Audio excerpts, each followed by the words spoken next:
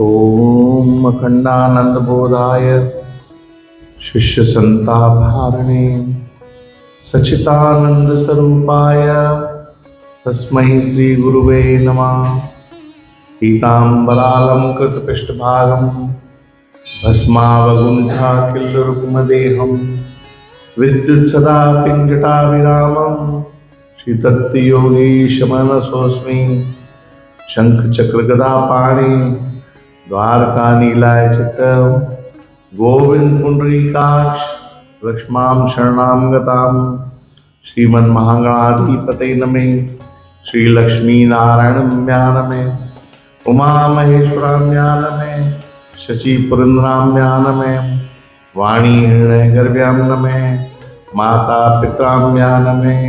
इष्टदेवताभ्यो नमः। कुलदेवताभ्यो नमः। ग्राम देवताभ्यो नमः। वासुदेवताभ्यो नमः। स्थान देवताभ्यो नमः। सर्वेभ्यो देवेभ्यो नमः। सर्वेभ्यो ब्राह्मणेभ्यो नमः। परम शंभोभ्यो नमः। सतगुरु चरण कमलेभ्यो नमः। आदि गुरु चरण कमलेभ्यो नमः। अनादि गुरु चरण कमलेभ्यो नमः। ज्योति स्वरूप आदि शक्ति स्वरूप परम सिद्धाता चरण कमलेभ्यो नमः। ओम सप्तऋषि नमः। सप्ताधिक तीर्थादि नमः। अहिल्या कुंती तारा द्रौपदी मंदोदरी नमः। ओम परम पावन बाबा बगीची वाले नमः। बाबा बगीची के गुरुदेव नमः। श्री झूले वाले बाबाय नमः। सिद्ध बाबाय नमः नमः। ओम राम रामेति रामेति रमे रामे मनोरमे नैस्तेस नाम तत्तुल्यं राम नाम वरानने। ओम नारायण परा वेदा देवा नारायण रंगजा नारायण परा लोका नारायण परा मखा नारायण परो योगो नारायण परम तप नारायण परम ज्ञानम नारायण परागति ध्याये नित्यं महेशं रजतगिरिदिवं चारु चंद्रावतनं रत्नाकल्पोज्ज्वालंगं पशुवृग्राभीति हस्तं प्रसन्नं पद्मासीनं समन्तास्तुत्मम्रकेण व्याधगतितमसानं विश्ववागं विश्वबीजं निखिलभयहरं पंचवक्त्रं त्रेत्रं त्रिशूलधार्य त्रिनेत्रधार्य गंगाधार्य नमो नमः। या श्री स्वयं सुकृति नाम ब्रह्मेश्वर लक्ष्मी पापात्मनां कृतभ्यां हृदयेषु बुद्धि श्रद्धा सतां कुलजन प्रभवसलज्जा तां त्वां नतास्म परिपालय देवी विश्वम् अतुलित बलधामं हेमशेखरावदेहं धनुर्वन कृशानं ज्ञानी नाम ज्ञानं सकल गुण निधानं वानारायणं धीशं रघुपति प्रियभक्तं वात जातं नमामि। ओम श्री सतगुरु चरण कमलेभ्यो नमः। आदि अनादि गुरुदेव चरण कमलेभ्यो नमः। कुछ है तो पूछो तो आगे चलो। जय गुरुदेव। एक जिज्ञासा थी। हमारे गुरु जी हर सत्संग में हमें ये समझाते हैं कि स्पिरिचुअलिटी का जो बेस होता है वो है श्रद्धा और धैर्य, श्रद्धा और सब्र। हमने अपनी लाइफ में बहुत बार नोटिस किया है कि जब तक सब सही चल रहा है हमें चीज़ों में हमें लगता है श्रद्धा भी बहुत है और धैर्य भी बहुत है, लेकिन थोड़ा ही जब वक्त कठिन आता है या हमारे मन के हिसाब से चीज़ें नहीं होती तो यही दो चीज़ें पहले हमारा साथ छोड़ती हैं। तो उस वक्त एक शिष्य को कैसे अपने गुरु से प्रार्थना करनी चाहिए कि इन दोनों में स्थिरता बनी रहे और वो कठिन समय हम निकाल पाए। सबसे बड़ा प्रॉब्लम कहाँ होता है हम लोगों के लिए, हम स्पिरिचुअल होते होते वर्ल्डली हो जाते हैं। होते स्पिरिचुअल हैं और आस्ते आस्ते वर्ल्ड में कन्वर्ट हो जाते हैं। जब हम गुरु के पास आते हैं तो सोचते हैं कि हमारे को भगवान चाहिए, फिर आस्ते आस्ते गुरु से हम दुनिया मांगने लग जाते हैं, भगवान रह जाता है साइड में। ये हमारी प्रॉब्लम है सबकी, एक की नहीं सबकी प्रॉब्लम है। गुरु का एक शब्द हमने मान लिया है कि गुरु है, पर गुरु बहुत ऊंची चीज है। सच पूछो तो गुरु परमात्मा से भी ऊपर है। अगर सच पूछा जाए शास्त्रों के हिसाब से, परमात्मा उसके नीचे आता है, गुरु उससे ऊपर ही आता है। पर क्या है, क्योंकि गुरु हर एक को इजीली मिलता नहीं है, इसलिए सब परमात्मा की शरण में फिलहाल लग जाते हैं। जैसे शुरू से हम लोग कृष्ण या राम को मानते रहेंगे, मानते मानते मानते एक दिन हमारे को गुरु मिल जाएगा। जब गुरु मिल जाता है हम लोगों को, तो हमें मंत्र देता है। उस मंत्र का एक ये आधार होता है, उसका आधार यही होता है कि उस मंत्र के अंदर भगवान छुपा हुआ होता है और वो शिष्य को दिखाई नहीं देता। जैसे पूरे दही के हांडी में जो दही का सैंपल है वो छुपा हुआ है, जिससे वो दही जमी है, उसी तरीके से गुरु के अंदर भी एक दही का सैंपल होता है। वो सैंपल ही सारे देवी देवता पैदा करता है। जितने भी ऋषि मुनि संत जो भी हुए हैं, उन्होंने अपने गुरु को मान करके ही देवताओं को प्रकट किया। बिना गुरु के देवता प्रकट भी नहीं होते। तो हमारा प्रॉब्लम क्या होता है, हम इनिशियली तो आते हैं गुरु के पास ज्ञान लेने। अब सबसे बड़ी पता है ज्ञान की प्रॉब्लम कहाँ है? ऊंचे में ऊंचा ज्ञान किसको कहा जाता है? ऊंचे में ऊंचा, ऊंचे में ऊंचा ज्ञान है संतोष। क्या है ये? सबसे ऊंचा ज्ञान है। मतलब ज्ञान की परिकाष्ठा या ज्ञान की टॉप सीढ़ी संतोष है, और वो संतोष से हम नीचे नीचे गिरने शुरू कर देते। जब वो गिरना शुरू कर देते, फिर हम दुनिया की मुसीबतों में झोलते चलते हैं, फिरते चलते हैं। अच्छा, गुरु की भी एक आदत होती है, चलो शिष्य जो मांग रहा है देते रहो, देते रहो, देते रहो, देते रहो। कब तक मांगेगा? देखता हूं। तो गुरु के पास तो सब है। गुरु के पास तो कोई ऐसी चीज है नहीं जो नहीं है। जो भगवान के पास है वो गुरु के पास है। गुरु के पास सिर्फ एक चीज नहीं है, इस सृष्टि को मैनेज करने की जो ताकत है वो भगवान के पास है। बाकी गुरु के पास सब है जो भगवान के पास है। उसके पास लक्ष्मी है, उसके पास काली है, उसके पास सरस्वती है, उसके पास ज्ञान है, उसके पास ध्यान है, उसके पास भक्ति है, उसके पास सेवा है। तुम जो चीज इस सृष्टि में लेना चाहो अपने गुरु से ले सकते हो। सिर्फ जो मैनेजमेंट क्वालिटी है वो नारायण भगवान ने अपने पास रखी है। उसका भी रीजन है क्यों रखी है। उसका रीजन ये है कि वो गुरुओं को ये चीज की जरूरत नहीं है, नहीं तो दे देता है। कैसे दे देता है? आज भगवान नारायण किसी को पैदा करता है और मारता है, गुरु में भी ताकत है। तुम्हारे को बच्चा नहीं हो रहा, वो पैदा कर देगा। एक आम पकड़ा देगा, कहेगा चल जाओ 9 महीने बाद तेरे को बच्चा होगा।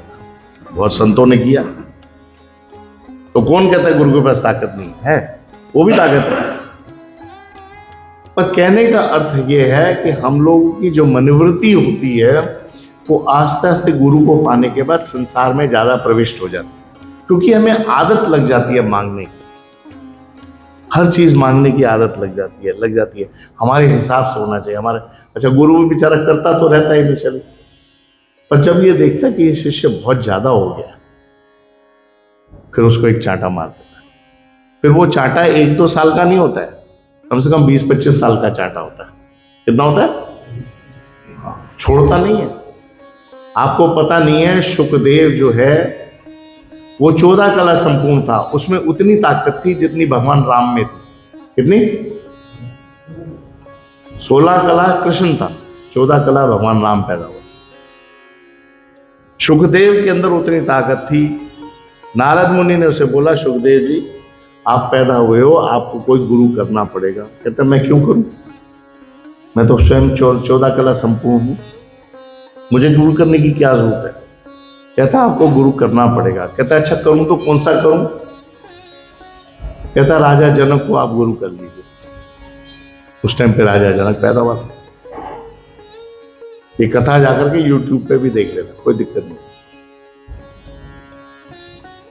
तो जब वो राजा जनक के यहां गया तो उसने देखा 2 औरतें उसके जांघों पे बैठी है, राजा जनक के।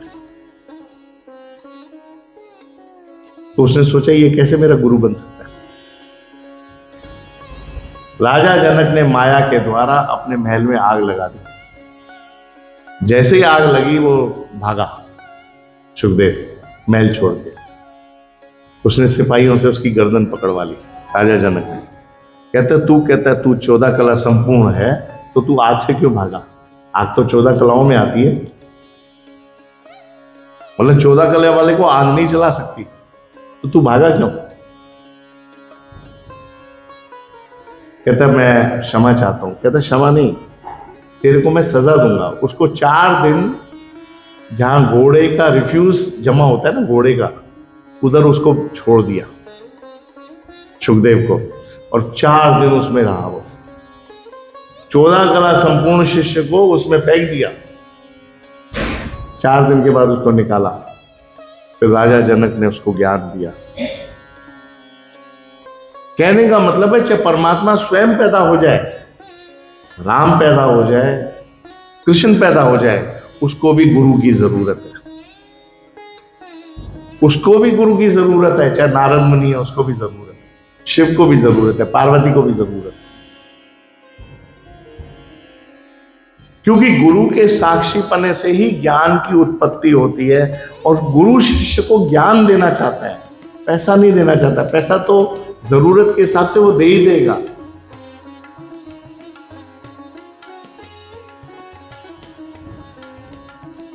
पैसा जरूरत के हिसाब से दे ही देगा, और भगवान को पता है उसको कैसे बैलेंस करना। तो मैंने तो जितना अपने गुरु के चरणों में देखा है, हम जितनी चीजें हम आज भी जो कर रहे हैं ना, हम सोचते हैं हम कर रहे हैं, पर एक्चुअल में हम कर ही नहीं रहे हैं। हमारे चित्त के अंदर बैठा हुआ, आत्मा के बैठा हुआ परमात्मा ही कर रहा होता है। हमें पता नहीं होता, महसूस नहीं होता, क्योंकि हमने उससे दिल नहीं लगाया। मैंने गुरुजी से एक दिन पूछा, मैंने कहा महाराज इन सब कष्टों से उठने का तरीका क्या है? हम तो कष्ट भोगते ही रहेंगे जिंदगी भर। कहता है गोविंद, कष्टों से भोगने का, निकलने का एक ही तरकीब है, और कोई तरकीब है, तुम्हें भगवान से प्यार करना ही पड़ेगा। अगर भगवान से प्यार नहीं है, सिर्फ फॉर्मेलिटी है, तो जिंदगी में दुख ही भोगते रहोगे। प्यार तो करना पड़ेगा। और अपने दिल से पूछो कितना प्यार, मेरे से मत पूछो। प्यार के अंदर दोष नहीं होता, प्यार के अंदर गिला शिकवा नहीं होता। प्यार के अंदर एहसास होता है कि वो हर समय मेरे को देख रहा है। प्यार के अंदर एहसास होता है वो मेरा भला ही करेगा।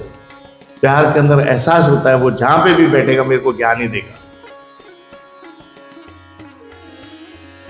और जहां फॉर्मेलिटी है, प्यार नहीं है, वो तो तुमने हस्बैंड वाइफ के अंदर ही देख लिया।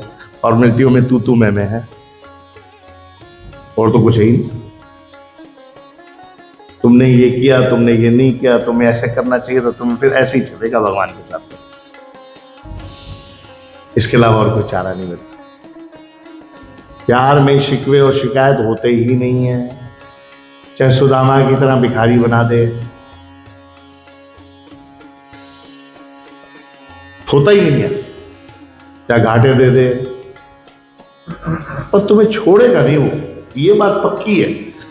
क्योंकि मेरे गुरु कहते थे, गोविंद ऊपर खाने में एक बारी गुरु शिष्य को शिष्य बना दे, और गुरु अपना बिरद, अगर गुरु अपना बिरद छोड़ दे तो भगवान उसको श्राप दे देता है कि तूने गुरु बन करके शिष्य को छोड़ दिया। कहता मुझे श्राप मिलेगा ऊपर से अगर मैंने शिष्य को छोड़ दिया तो।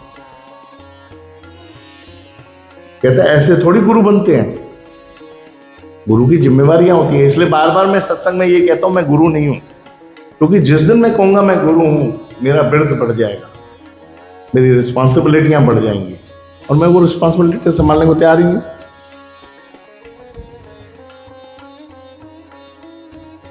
एक बाप अगर बेटी या बेटे को नहीं पालता है, उसके ऊपर कितना बड़ा श्राप है। अब अपने अंदर से पूछो, आत्मा से। एक मां बन करके अगर बेटी और बेटे को सही ढंग से पालना नहीं करती है, उसको अच्छा करेक्टर नहीं देती है, कितना बड़ा श्राप है ऊपर खाने में।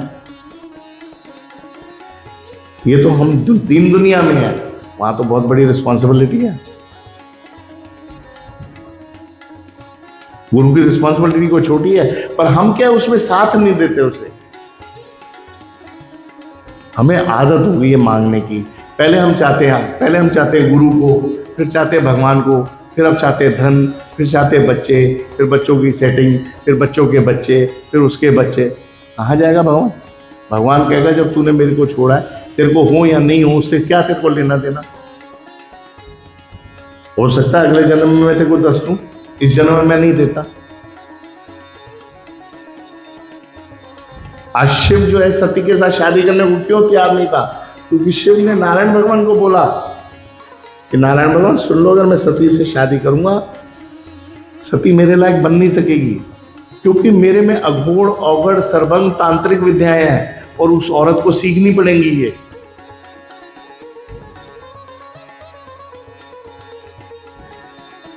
मैं एक तामसी देव हूं और आप एक सात्विक देव हैं। मेरी पत्नी को मेरे साथ वो सीखनी पड़ेंगी, और नहीं सीखी तो नारायण भगवान ने बोला नहीं सीखेगी। क्या सीखेगी? सती से शादी करा दी, सती आ गई। सती सीखना ही नहीं चाहती थी, इतनी कोशिश की शिव ने सिखाने की, एंड में वो जल गई पिता के वहां। फिर शिव शादी नहीं करना चाहता था, कहता था मैं क्यों करूं।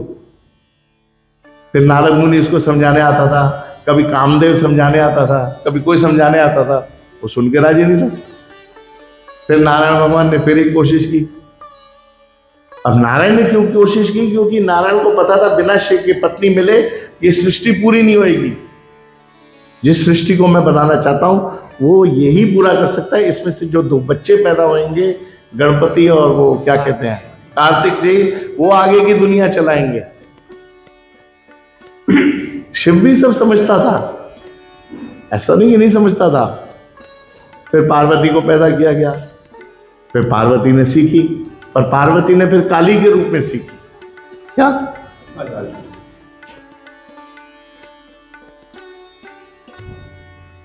भगवान के पास कोई भी चीज गलत नहीं होती है। ये अपने दिल में ठान लो, गढ़ लो, मार दो।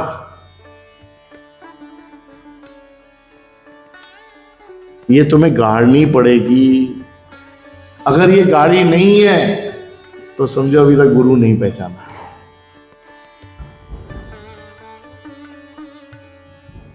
गाड़नी पड़ेगी। तो कष्ट हमको आते हैं, ज्ञान पाते पाते, गुरु पाते पाते दुनिया पाने निकल पड़ते हैं। वहां से कष्ट शुरू हो जाते हैं। फिर गुरु उससे हिसाब लेता है, कहता है या ये दुनिया ले ले या मेरी दुनिया ले ले। मेरी दुनिया में तेरे को दाल चावल मिलेंगे, रोटी अच्छी मिलेगी, इज्जत अच्छी मिलेगी, मकान अच्छा मिलेगा, घर अच्छा मिलेगा। उस दुनिया में चमचागिरी करता रहे, पैसे मांगता रहे, चलता रहे, करता रहे, तो वो तेरी इच्छा।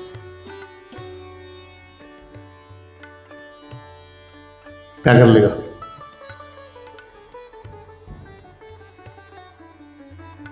थोड़ा कम मिलेगा तो रोता रहे, थोड़ा ज्यादा मिल गया तो थोड़ी खुशी बना लेगा, एक पार्टी कर लेगा, और क्या कर लेगा।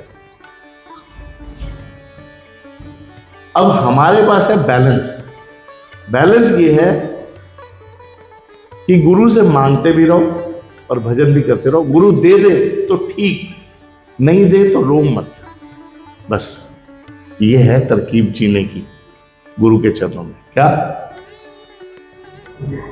दे दे तो ठीक, नहीं दे तो नहीं, क्या फर्क पड़ता है। ये है सिस्टम मेरे गुरु के चरणों में रहना। और बोलो।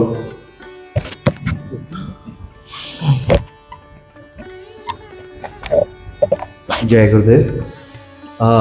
हम लोग हर पूर्णिमा को हर एक घर में, हर एक फैमिली ज़्यादातर कोशिश करके सत्यनारायण भगवान की कथा करती है। हम सब जानते हैं, जैसे हमने पढ़ा है और सुना है कि कलयुग में सत्यनारायण भगवान की कथा is a very important prayer. लेकिन कई लोग कितनी बार पूछते हैं कि सत्यनारायण कथा में कथा कहाँ है। यहाँ पर ये बताया जाता है कि इसने ये कथा की। आप लोग पढ़ी गलत रहे हो। उसके अंदर लिखा है व्रत कथा। किसी भी कथाओं में व्रत कथा नहीं होती है। सिवाय सत्यनारायण के। व्रत कथा एक अक्षर है पूरा। क्या है? एक अक्षर है। अलग अक्षर नहीं है। कथा अलग नहीं है, व्रत अलग नहीं है। पहले इस बात को समझो। श्री सत्यनारायण व्रत कथा, ये एक दिन मैंने अपने गुरुजी से क्वेश्चन पूछा कि गुरुजी इसमें कथा तो है नहीं, भाई ये लोगों ने किस चीज की कथा की ये तो पता लगे। भाई लकड़हारे ने कथा की, फिर साहब जी ब्राह्मण ने कथा की।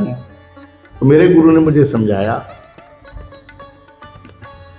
कि श्री कहते हैं संपदा को। क्या कहते हैं? श्री संपदा। जितनी चीजों के तुम शौक, जितनी चीजों को तुम सिंधी में चैनल माणींदा आयो। क्या कहते हैं? माणींदा। जो चीज तुम माण रहे हो, जो चीज तुम एक्वायर कर रहे हो, वो लक्ष्मी है। इवन जो धोती पहन करके तुम खुश होते हो, वो भी लक्ष्मी है। तुम प्रसाद पाकर के खुश होते हो, वो लक्ष्मी है। कहते हैं सारी जिंदगी में जितनी भी संपदाएं हैं वो सब लक्ष्मी है।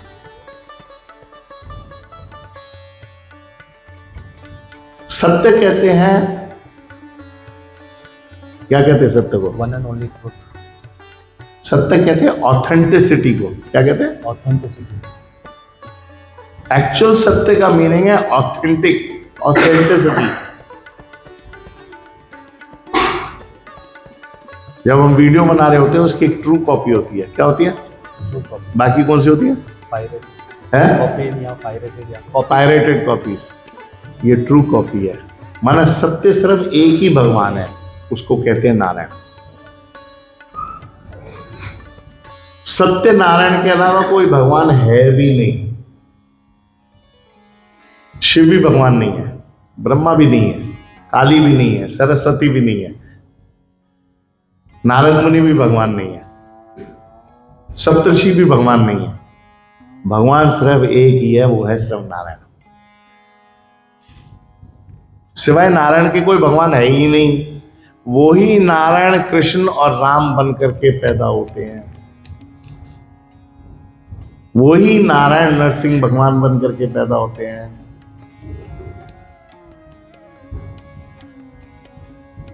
तो जिसकी ऑथेंटिसिटी है, जो ओरिजिनल है, वो नारायण है। नार कहते हैं जल को, ऐण कहते हैं स्थान को। जिसका स्थान जल में है, इसको नारायण कहते हैं। श्री सत्यनारायण व्रत। व्रत कहते हैं वृत्ति को। हमारे यहां वृत्ति सिर्फ दो जगह यूज होती है। एक कहते हैं मनोवृत्ति और एक कहते हैं पतिव्रता। वहां पे व्रत यूज होता है। व्रत कहते हैं जिसका मन जो है 24 घंटे भगवान में लगा रहे।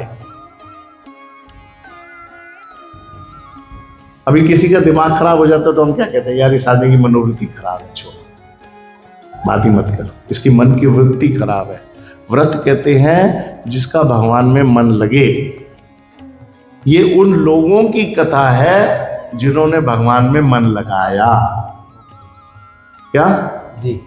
जिसने भगवान में मन लगाया। जिन्होंने भगवान में मन लगाया उनकी कथा है इसके अंदर। अभी लकड़हारे ने क्या किया? श्री सत्यनारायण भगवान नमः, श्री सत्यनारायण भगवान नमः, श्री सत्यनारायण भगवान नमः। प्रसाद रख करके अगर कीर्तन किया, नारायण नारायण, कृष्ण कृष्ण, राम राम, ये कथा ही है। संकीर्तन भी एक किस्म की भक्ति है, स्मरण भी भक्ति है, दास सेवन भी भक्ति है, पाद्य सेवन भी भक्ति है। तुम यहां पर आकर के सिर्फ और कुछ मत को गुरु के चरणों को जल चढ़ा दो, ये पाद्य सेवन भक्ति है। तुम 2 मिनट में जल चढ़ा के चले जाओ, भगवान उसको भी एक्सेप्ट करता है। आत्मनिवेदन भी भक्ति है। क्या है? और ये सबसे ऊंची भक्ति, आत्मा में निवेदन करना और परमात्मा तक पहुंचा देना उस निवेदन को। वो जब मैं गद्दी पे बैठता हूं, मैं यही खेल खेलता हूं। आत्मनिवेदन भक्ति होती है मेरी। मैं अपनी आत्मा के अंदर उस चीज को लेके आता हूँ और उसको परमात्मा तक पहुंचा देता हूं। उसको आत्मनिवेदन भक्ति कहा जाता है।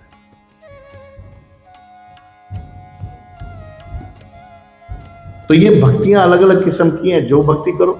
इन्होंने व्रत कथा की, व्रत मीन्स उसकी सोच रखी, बस बहुत क्या दिक्कत। आज मैं यहां बैठा हुआ नारायण के भगवान में सोचूं, ये भक्ति है। ब्राह्मण ने क्या किया, यही तो किया। लकड़हारे ने यही किया, उसको ही व्रत कथा कहते हैं।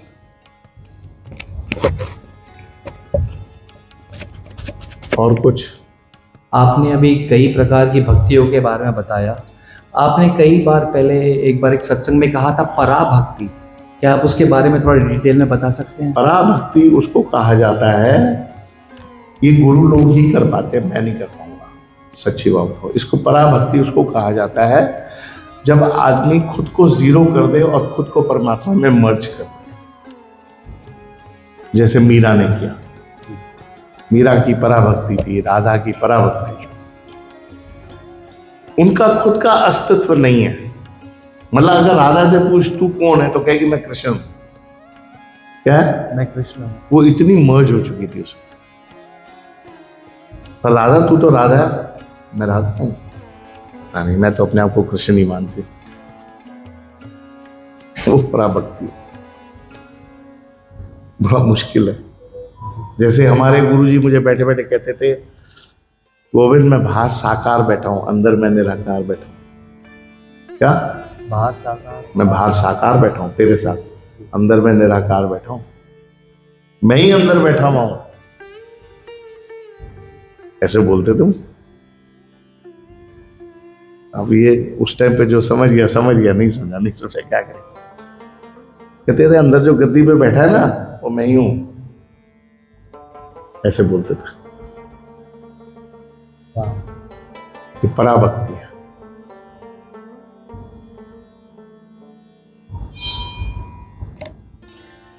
चलो जी करें,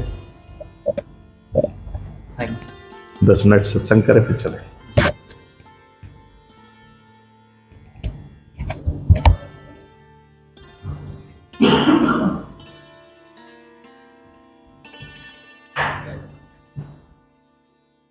जय श्रीमन नारायण। यह श्लोक जो है गीता के 12वें अध्याय का जो है 9वां श्लोक है। इसमें भगवान कहते हैं कि भक्ति योग की 2 पृथक पृथक विधियां बताई गई है। पहली विधि उस व्यक्ति पर लागू होती है कि जिसने दिव्य प्रेम द्वारा भगवान के प्रति वास्तविक आसक्ति उत्पन्न कर ली है। एक सेकंड आस्ते आस्ते करके बोलूंगा मैं। कहता है भक्ति के 2 तरीके हैं। पहली भक्ति ये है, तुम जिसको भी मानो, जिसको, उसके प्रति तुम्हारा प्रेम होना चाहिए। अगर तुम काली को मानते हो रामकृष्ण परमहंस की तरह, तो तुम्हारा उसके प्रति बहुत प्रेम होना चाहिए। अगर तुम हनुमान की तरह राम को मानते हो, तो जैसे हनुमान ने राम को माना वैसा प्रेम होना चाहिए। भक्त प्रहलाद ने सबसे ज्यादा प्रेम पता है किसके साथ किया? भक्त प्रहलाद ने और ध्रुव ने। उन्होंने, उनके दोनों के गुरु थे, गुरु नारद मुनि। क्या थे? उसने नारद के चरणों को ध्यान करके, जो नारद ने नाम दिया था, नाम, उसके प्रति प्रेम। क्या? नाम के प्रति प्रेम किया उसने। कहता हमें भगवान भगवान नहीं पता, जो तूने नाम दिया ना, तो उसी से हमारा प्रेम। तो जिसको भी मानो उससे प्रेम पूरा रखो। प्रेम के अंदर 3 चीजें इंपॉर्टेंट है, याद रखना। जो दे थैंक यू, पहली बात तो ये पहला प्रेम का रसूल है। दूसरा, तेरे अलावा मेरा कोई नहीं है, ये प्रेम का दूसरा सलूक। तीसरा सबसे बड़ा उसके अंदर, तू मेरे चित्त में समाना। क्या समाना? मेरे चित्त में समाना। तू मेरे अंदर समा जा। ये 3 चीजें प्रेम के अंदर बहुत इंपॉर्टेंट है।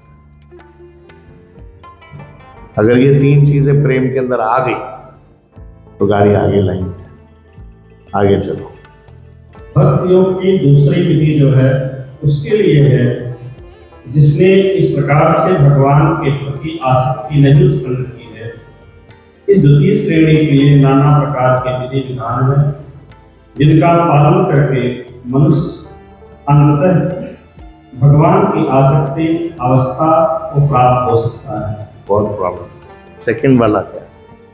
कहता है सेकंड उसको कहा जाती है भक्ति जिसने परमात्मा के लिए प्यार पैदा ही नहीं किया। फिर वो कैसे जीते हैं? फिर वो फॉर्मेलिटी में जीते हैं।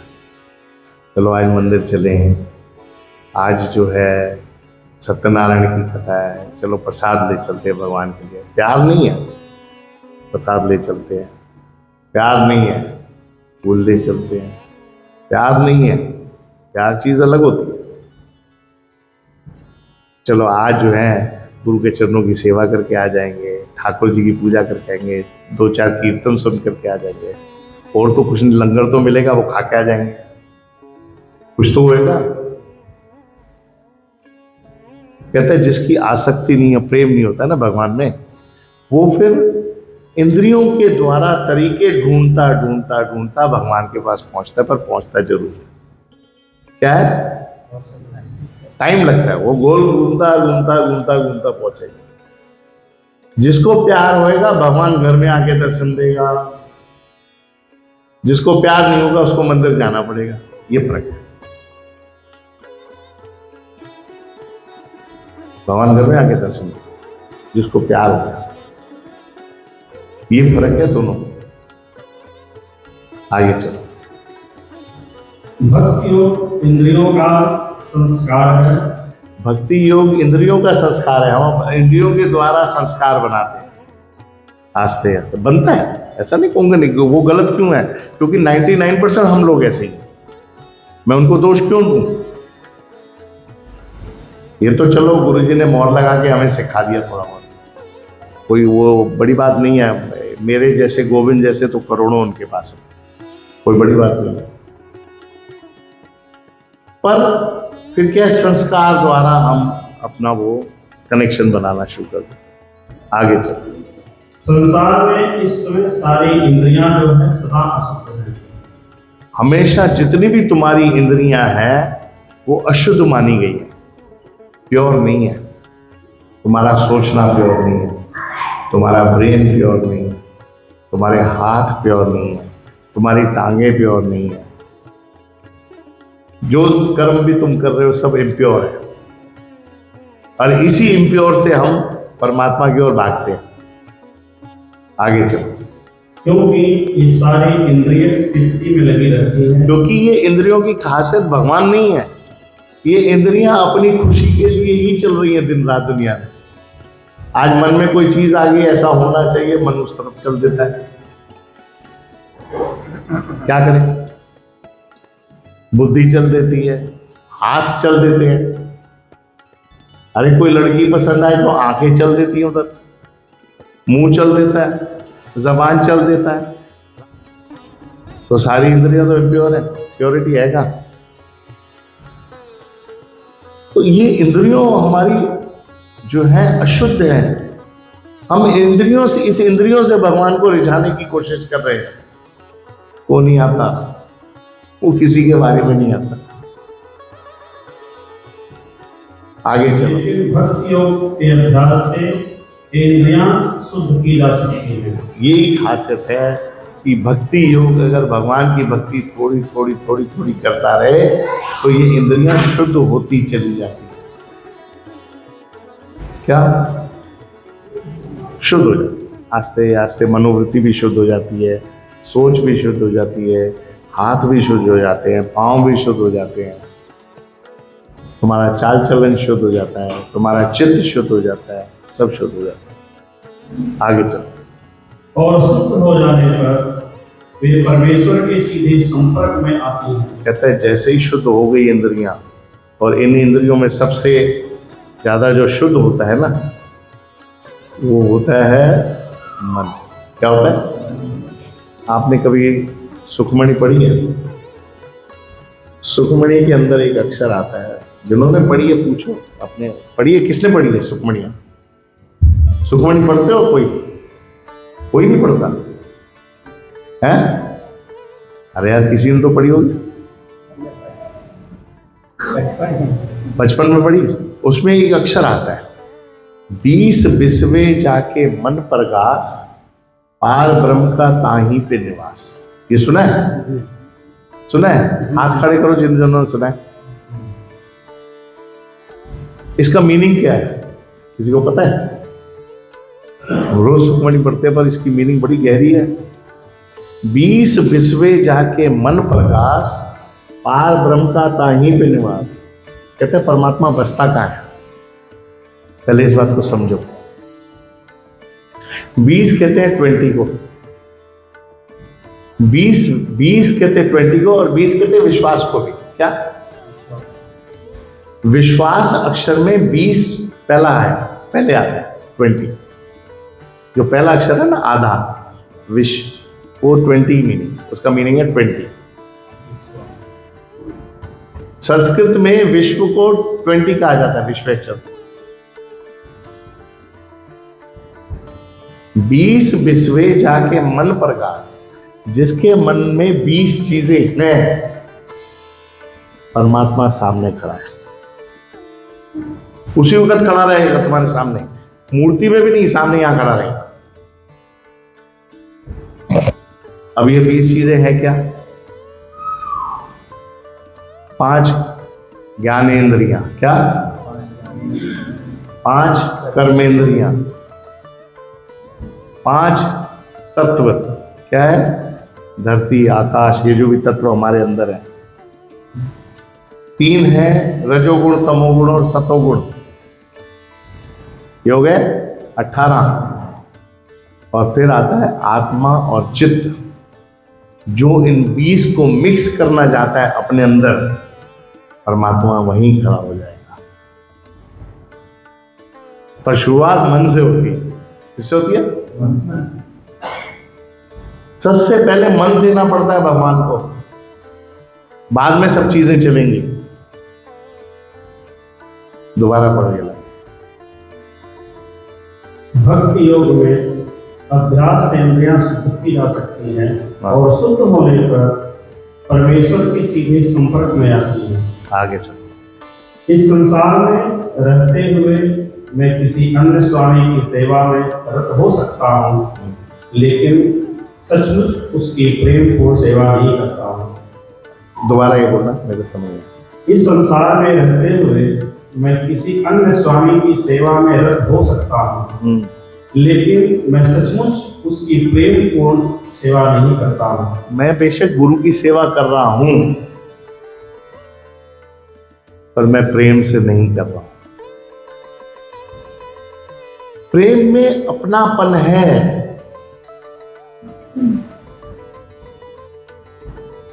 आज जितने भी, खैर आजकल मैं थोड़ा चेंज हो गया हूं पहले से, सच बता रहा हूं। मैंने अपनापन इतना दिखाया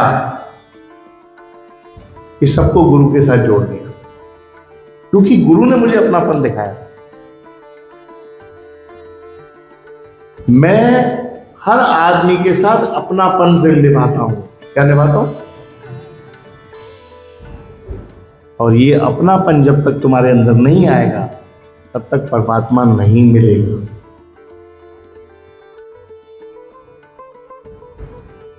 ये अपनापन आने के लिए एक चीज ऊपर उठनी पड़ती है, डिप्लोमेसी से ऊपर उठना पड़ता है। अंदर डिप्लोमेसी चल रही है और बाहर अपनापन दिखाया जाए, नहीं होएगा। अपनेपन में सीधापन होता है बहुत। अपनेपन में राजनीति नहीं होती है। अपनेपन में स्वार्थ सिद्धि भी नहीं होती है। ये जब तक अपनापन नहीं आएगा अपने गुरु और भगवान के साथ, तब तक गुरु और भगवान तुम्हें वो ज्ञान देगा ही नहीं, क्योंकि भगवान को और गुरु को वो ज्ञान देना है वो अपनेपन में ही दे सकता है, इसके अलावा दे ही नहीं सकता। सच अपने अंदर आत्मा में पूछो। हम रोज पढ़ते हैं त्वमेव माता च पिता त्वमेव, अपने दिल से पूछो तुमने गुरु को माँ बाप माना है? अपने दिल से पूछो। अगर माँ बाप माना होता तो कंप्लेन ही नहीं होती। अपने दिल से पूछो। जिसने माँ बाप माना हो उसकी कंप्लेन ही नहीं है, उसको वो तो कंप्लेन ले जा ही नहीं सकता गुरु के पास। वो तो कहेगा वो तो पहले ही माँ बाप है, क्या कंप्लेन ले जाऊं मैं। तो अपनापन नहीं है, और जहां अपनापन नहीं है वहां परमात्मा नहीं। आगे चलो। भक्त कहता है कि सचमुच उसकी प्रेम पूर्वक मैं सेवा नहीं करता हूँ, मैं केवल धन पाने के लिए सेवा करता सिर्फ हूँ। धन कमाने के लिए उसकी सेवा कर रहा हूं, ताकि मैं जिंदगी में दुखी नहीं रहूं, इसलिए मैं गुरु को मान रहा हूं। क्या मेरे बच्चे सुखी रहें इसलिए मैं गुरु को मान रहा हूं, मेरी पत्नी सुखी रहे इसलिए मैं गुरु को मान रहा हूं। मैं गुरु को इसलिए नहीं मान रहा हूं कि इससे मेरे को प्रेम है। आगे चलो। और वह स्वामी भी मुझसे प्रेम नहीं करता है, वह मुझसे केवल सेवा कराता है और मुझे धन देता गुरु है। कहता है कि वह मुझसे केवल सेवा कराता है और मुझे धन देता है स्वामी, अतः प्रेम का प्रश्न ही नहीं उठता दोनों के बीच में। कहता है प्रेम का प्रश्न ही नहीं उठता दोनों के बीच में। ये तो लेन देन है, व्यापार है। तू मेरे पास 20 बारी आ जा, मैं 20 बारी का फल दे देता हूं तेरे को। भाई तू किराया खर्च क्या है, बाय प्लेन आया ना, तो ले ले मेरे से। मेरा और तेरा तो व्यापार का संबंध है, प्रेम है का। चल तू 10% मेरे आश्रम में दे के जाएगा, मैं तेरे को 90% दे देता हूं। तब जब मैं तेरे को 100 दूंगा तब तो तू मुझे 10 देगा। तो मेरे को तो तेरी नौकरी 100% की करनी है और तू मेरे 10% की नौकरी कर रहा है। उल्टा काम है। माना मैं तुम्हारा 100 प्रोटेक्ट करूं तो मुझे 10 मिले, क्या हिसाब है भगवान के पास? कोई हिसाब है ये? आगे चलो। लेकिन आध्यात्मिक जीवन के लिए मनुष्य को प्रेम की शुद्ध अवस्था तक ऊपर उठना होता है। कहता है अगर परमात्मा तक पहुंचना है तो प्रेम की शुद्ध अवस्था तक पहुंचना पड़ेगा। यह प्रेम अवस्था इन्हीं इंद्रियों के द्वारा भक्ति के अभ्यास से प्राप्त की जा सकती है। आस्ते आस्ते इस इंद्रियों को भक्ति में कन्वर्ट किया जाएगा तो परमात्मा के पास पहुंचा जा सकता है। आगे चलो। यह ईश्वर प्रेम अभी प्रत्येक हृदय में शुद्ध अवस्था में, सोए अवस्था में कहता है ऐसा नहीं कि हर इंसान में प्रेम नहीं है, प्रेम है, पर ये सोया हुआ है। क्या है? फॉर एग्जाम्पल पेट में बच्चा हो तो वो प्यार नहीं होएगा। जैसे ही बच्चा बाहर आया मोह जाग जाता, 5-10 साल तक उसके पीछे मोह रहता है। जैसे ही वो बच्चा बड़ा हो गया, दूर चला गया, मोह फिर घट गया। फिर चिट्ठी पत्री तक आ जाता है। चिट्ठी तो मोकली घट में घट।